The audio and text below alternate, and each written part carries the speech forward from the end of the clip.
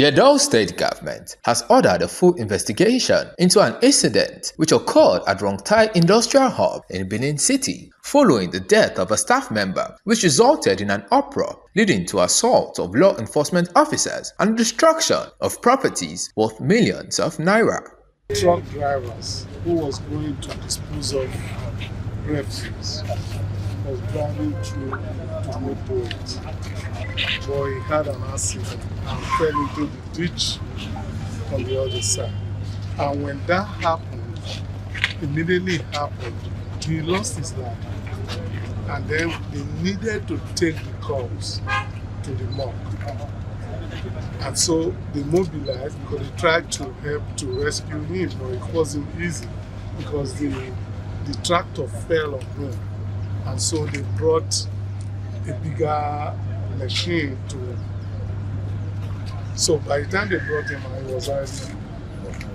Speaking to journalists after his investigation, the Deputy Governor of Edo State, Right Honorable Dennis Idahosa, expressed dissatisfaction at the unfortunate series of events which led to the death of the individual and the violence which followed, stating that although the Edo State government is open to foreign investments, the safety and welfare of workers must remain paramount, as he assured the public of a thorough investigation being carried out by the state government under the order of Governor Paolo.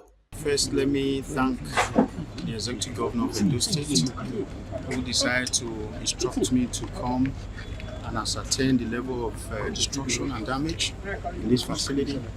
This is Rongtai Group. They have about 23 companies under a subsidiary under the Rongtai Group, and approximately employee of about minimum of 20,000. That's the staff strength, which is huge. We want to thank Rongtai for contributing towards the growth and development of our state, increasing our GDP. But the reason why we came in today was to look at what has happened. We were told that a gentleman was operating a forklift.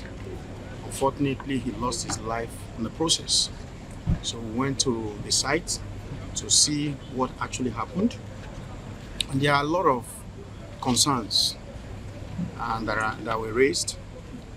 But for me, like I said earlier, we are going to instruct as a government the Ministry of Health, Ministry of Labor, Ministry of Public Safety and Environment to do a comprehensive investigation of what led to that death and report back to the Executive Governor of our dear state. But I want to thank you, the media, for your job, and I also want to thank all the employees that we've met on ground. I believe we have gotten a substantive information, but the ministries will do more investigation and report back to the Executive Governor. Representative of the industry, Barrister Felix Imaswin, recounted the events which led to the unfortunate death of the victim and the subsequent unrest which resulted in massive theft and loss of property. He thanked the state government for the intervention and prioritizing the safety and welfare of staff members, as he called for hastening investigations into the incident. We had an accident in the company and involved one of our staffs, who is a forklift driver, and while he was taking refuse to the refuse dump site in the company, he fell into the gutters on the road, and he lost his life. So they needed to use a forklift to also try to rescue him, but he was already dead, and they needed to take him to the morgue in town.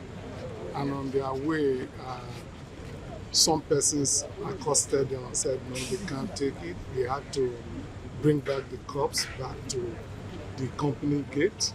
And then before you knew it, some of our persons, not from this community, I know at least it's a Benin community, 90% of the persons I know that have been arrested by the police are not from this community. They actually are non-indigenous, perhaps living around, and from the northern part of our country, our northern brothers. And so they collapsed the gate, broke down the wall, and then came into over 2,000 persons, I was told. And so they had to attack not persons in the company, fortunately for us, but they had to attack machineries, offices, break down, attack vehicles, carted away some computers and some other equipment. But the most important thing, no life was lost apart from the one that actually happened and led to the crisis. We are grateful that government responded and came to our rescue, and to also see the situation not only of what is going on here, but also to see that the welfare of the staffs are also well accounted for, and we are grateful to government for it. The Okagele of Utesi Community, Osaruwese Iwana, expressed displeasure at the unfortunate incident, attributing the death of the victim to absence of worker safety and claims of negligence to worker welfare. Yesterday it was a war between the Chinese and their workers. I don't know what transpired. Later, I got information that somebody died here with whether low bed or whatever. So it fell into the gutter and the machine fell upon top him. He now just dead.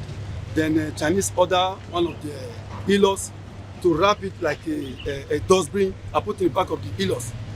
We don't know where he's taking it to. So the brothers and the sisters of the deceased now saw them.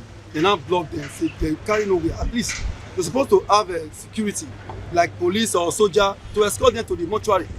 At the end of the day, you want to take it only you singly with your translator and that ceramic.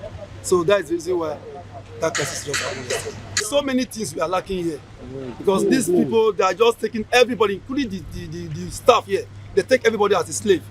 Look at the road; it's not good.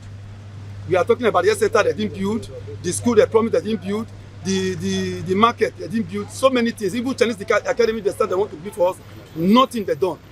Even our MOU, they didn't respond to it at all. You understand? So this is not the first time. There is a time our own blood brother, the soldier, the Chinese ordered the soldiers to shot her leg. Today that guy is mad. He's not normal anymore. The guy is totally mad in the street now. You understand? So there are so many things. These Chinese people, the way they are doing, my brother, I don't understand them. The Edo State government remains committed to ensuring the safety and welfare of citizens across the state, as it has assured the public of a thorough and transparent investigation in order to ensure that justice is served. Olumide Abiodun Mudashiru reporting for PFM Global News.